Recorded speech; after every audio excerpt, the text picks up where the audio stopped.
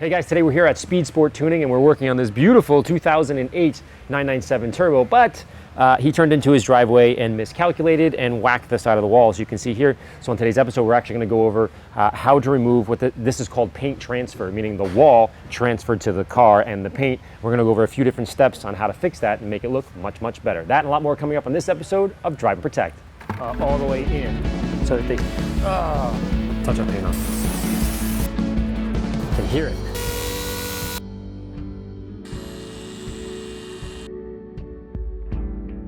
Okay, before we get started, there's some things we need to go over first. You guys have seen me use Goo Gone. We use that for stickers and kind of loosening up sticky things. And you can buy it pretty much anywhere, and it's not that strong.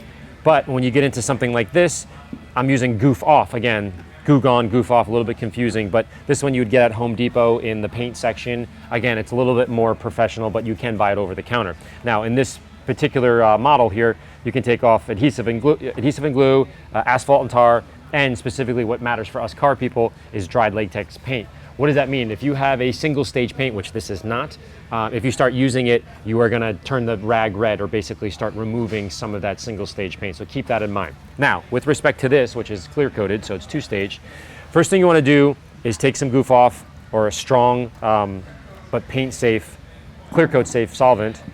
I'm just gonna lightly wipe this, and as you can see, it came off pretty easily. And I wanna clarify, you don't wanna let it sit too long, of course, because it is a solvent, but you're kind of just dabbing at it. As you can see, it's coming off pretty easily.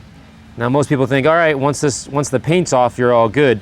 Well, clearly there was an impact, so we're gonna have to compound the paint after this to sort of bring all this stuff out.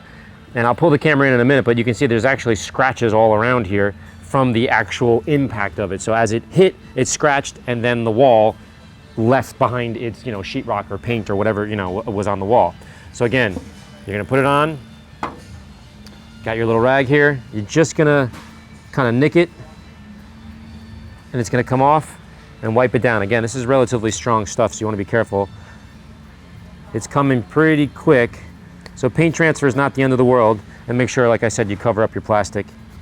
Yeah, see, there's actually a big gouge right there. That's just missing paint.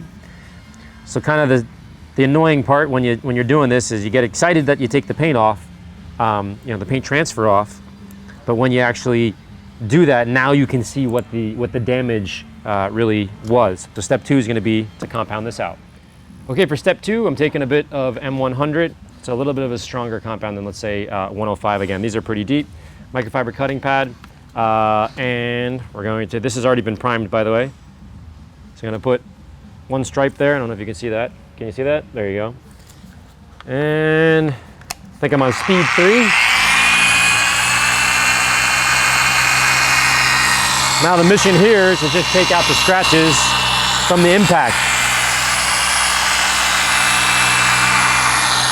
So if you spend, I don't know, 10 or 15 minutes doing this, you just save yourself a paint job. Okay, I want to make a quick point here. We use the solvent to take the paint transfer off of two-stage paint, so paint that has clear coat. These headlights and tail lights, and obviously this is a turn signal. If we were to use that strong solvent on this, it'll turn it sort of dull or hazy or fuzzy or whatever you want to call it. So we can't do it here. And as you can see, there's a bit, he whacked the whole thing and this caught a little bit. So we're going to take the microfiber cutting pad, again, one strip of 100. I'm gonna put it on there. It's gonna get a little messy because it's an angle, so it's gonna spit a little bit. Just know that going into it.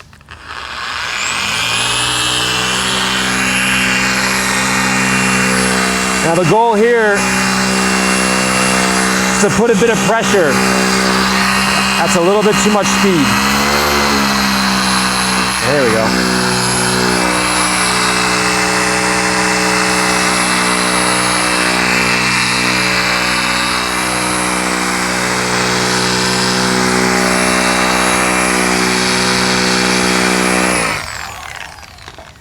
Okay, when you're trying to do something like this, wow, that really came out nice. A little spot right here I gotta hit. I talked about this before on one of the episodes with the vinyl wrap. The goal here is to not necessarily, when you're doing paint, you want it to spin and oscillate at the same time. When you're doing something like this, removing a scuff, removing rubber on vinyl, you actually just want it to go back and forth, kind of jiggle, so to speak, because that's actually scraping the thing off from left to right, whether it's, in this case, it was sheetrock or whatever it was, or paint from a car. Over there on the race car a couple days ago was the rubber. So instead of having it spin and generate a lot of heat in the vinyl in particular, because that vinyl will just turn to smoke, so to speak, but not really, it will start to shrivel. This too, if you go at it forever, will turn the plastic, some hazy colors. So you have to be a little bit careful here. So the point I'm trying to make is, on paint, you want it to rotate all the time. If you're not rotating, you're not doing any work.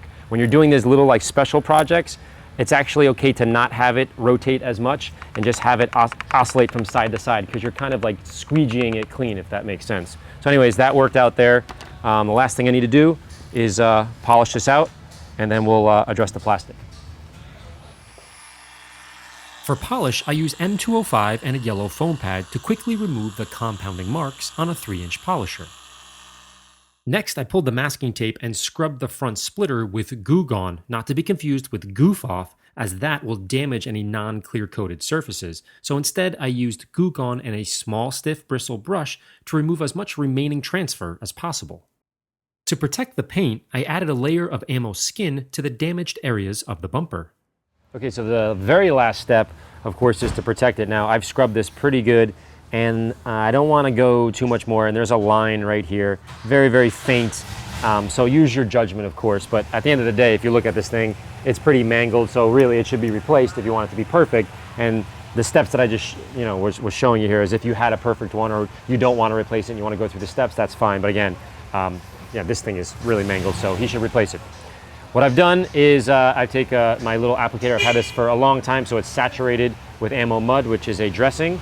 You can just go right over it and protect it, because remember, you just did a number on this thing with all-purpose cleaner or your Goo Gone product.